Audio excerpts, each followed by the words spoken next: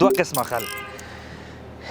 یو ټایپ خل دا دی چې هغې منډې وهي تر څو پورې هغه خوړل شوې غذا چې شی کې هضمه کړي، هغې خېټې غټې نیسي، هغې په کلمو یا په خېټه کې هغه څه چربي یا غوړ زیات نیسي که نه.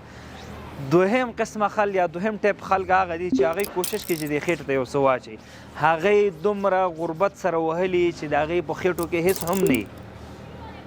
د دې ترمنځ دا تفاوت راوړل بس اسانه خبر نه. دا خبر راته دې پورې یاده سوه ورزش د صحت ضامن ده. دا منم چې ورزش د صحت لپاره ډېره فایده کوي او باید هر سړی وکړي، خو ځینې داسې کورنۍ شته چې هغې ته ورزش هېڅ معنا نه لري، حتی ورزش پېژني نه چې دی څه، هغې یو مړۍ ډوډۍ نه لري، د هغې بچیان سوی تغذیه دي، خپله چې وګورې یو سیخ غوښه پکې نه وي، هغه په عامه اصطلاح. د دغسې خلکو لپاره دغه روژه نه غواړو چې هغې د ورځې هم روژه ونیسي او شپې هم روژه ونیسي. دا زه نه وایم، دا د دوی وینا ده. ما ته د هغه سکرین باندې دا اوس چې تا ته کوم نمبر ښکاري، کیدای شي د باندې ته ما سره اړیکه ونیسي او ما نه پوښتنه وکړي. په دغه نمبر باندې دومره زنګونه راځي چې حتی زه د موبایل هغه اواز چې ده وایبریشن نه بلکې هغه سایلنټ موډ کې ساتم.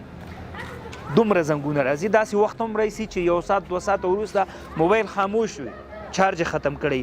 دا د خلک زه داسې کم مهم شخص نه یم چې د خلک ما سره خبرې وکړي یا زما سره ګپ شپ ولګي، نه، فقط غوښتنه یې څه ده چې هغه غوښتنه زه تا سره شریکوم چې ته دا ما اوس وینې. هغه وایي چې زه د ورځې روژه ونیسم، د شپې بیا هم زموږ روژه وي. دا ډېره غټه خبر ده.